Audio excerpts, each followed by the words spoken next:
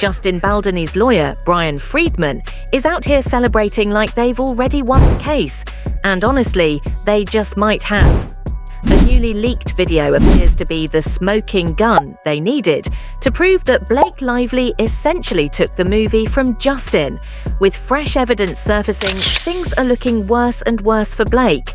But before we dive into that, can we talk about the Grammys for a second? Because seriously, do these celebrities even get the invites in advance? Some of these outfits looked like people got ambushed in the middle of cleaning a public restroom. I might need to start a petition for these stars to fire their stylists ASAP, but we'll get into that in a minute. Now, back to the chaos that is Blake versus Justin. Once again, Blake just keeps embarrassing herself. After the first hearing, Brian Freedman wasted no time addressing the press, even though the judge had warned both legal teams to keep things quiet. But Brian wasn't holding back, making it clear that Justin's team is moving fast to prove their innocence.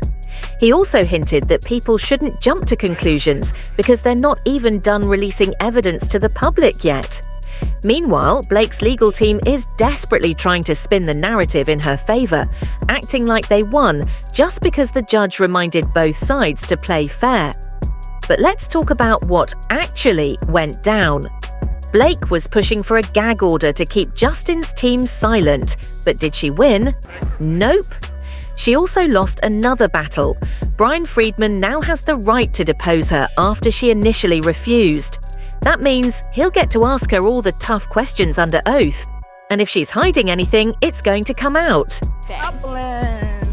You own everything. And then Brandon hasn't seen it, so we're gonna sit through it. We just manifested that. But and just know, it's literally, this is not a bit. It's literally not done. So to be honest, what really happened is we were like, we're gonna show the movie, and the studio was like, no, you're gonna show 20 minutes. So we're like, no, we're gonna show the movie. And they're like, it's not done. And I was like, they don't care. Let's just show them the movie. Because you're gonna go again, aren't you? You're gonna go watch it in theaters too. Now, here's where things get wild. People have been digging up old clips, and what they've found is not looking good for Blake. In one resurfaced video from a past event, she outright admits to showing a rough cut of the film, even when the studio specifically told her not to. Sony had only approved her to show a few minutes, but thanks to her main character syndrome and inability to follow directions, she went ahead and showed the entire thing. And the way she talks about it, insane. She basically laughs it off, saying, "They don't care, just show them the movie." Excuse me? Who is they? If she meant the audience, that's one thing. But if she was talking about Sony, that's a huge problem. And let's not ignore the biggest question. Where was Justin in all of this? Why wasn't he included in these major events? Why was Blake out here acting like she owned everything? At this point, the pieces are coming together.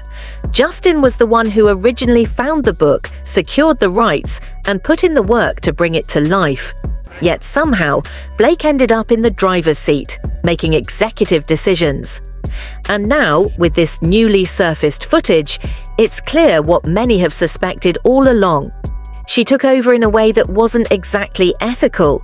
This case is far from over, but with every new detail, it's looking worse and worse for Blake. Blake Lively's case takes another hit, but let's talk about the Grammys mess. Blake Lively's legal troubles just keep piling up, and honestly, it's looking worse and worse for her side. But before we dive deeper into her entitlement, let's shift gears for a second. Because you didn't really think I was going to let the 2025 Grammys slide, did you, loves? This year's red carpet just confirmed what we all feared. Fashion is officially in shambles. Did you all lose a bet before stepping out, or were some of these celebs actively fighting for their lives and losing? Every year, I pray for improvement, and every year, the stylists double down on the nonsense. At this point, I'm convinced some of these A-listers are being sabotaged by their own teams. Like, be so for real. You have money, access, and entire fashion houses at your disposal, and this is what you give us. No, no, no. We need a deep dive intervention ASAP. Anyway, as your self-appointed fashion and image consultant, whose only qualification is that I have eyes, it is my duty to call out the worst fashion offenders, drag their stylists, lovingly kinda, and expose these unforgivable crimes against fashion. Starting off strong. Jaden and Willow Smith-Jaden pulled up looking like he had an entire black castle sitting on his head. His Louis Vuitton suit. Cute or whatever, but all anyone could focus on was the real estate development project perched on his scalp. If carrying the weight of the world was a person, it's Jaden. The moment he hit the red carpet, social media erupted, with people reminding him that he will never be him. And by him, they meant Will Smith, who, funnily enough, wore something eerily similar on a GQ Italia cover in 2023. Now, was this a tribute, or just Jaden being Jaden? Some fans think it could be a nod to the LA fires that reportedly destroyed Will Smith's $42 million mansion. Others think it's just attention-seeking. You decide. As for Willow, look, when you're in your 20s, you can experiment with weird outfits. Love that for her. But whatever is going on with her teeth? Nope. Someone said it looks like she has a cabbage stuck in there, and now I can't unsee it. That being said, I loved her hair, so let's give her that. Billie Eilish and Cynthia Erivo Billie always shows up looking like she doesn't try, and honestly, I wish she would. Black and white suits her, but it's giving woke up late for a funeral. Meanwhile, Cynthia Erivo was finally detached from Ariana Grande and the Wicked set. She looked metallic, that's all. Janelle Monáe and Cardi B Janelle always serve something unique, and her area gown was no exception. She kinda looked like a fashionable train conductor, but I'm here for it. Now, Cardi B? Absolute serve. She stepped out in a show-stopping sequined Roberto Cavalli gown, and the beading, sequins and feathers were chef's kiss. And then, Kanye and Bianca Censori happened. The most blasphemous fashion statement of the night was courtesy of none other than Kanye and his latest performance piece, also known as Bianca Censori's outfit, or lack thereof. While everyone else was making headlines for what they wore, Bianca went viral for what she did not wear. She arrived wrapped up like a mystery, and we thought maybe, just maybe, she had finally decided to keep some dignity intact. But no. She took off the coat, and underneath, nothing. At this point, I just feel like the only thing left to do is stop giving them attention.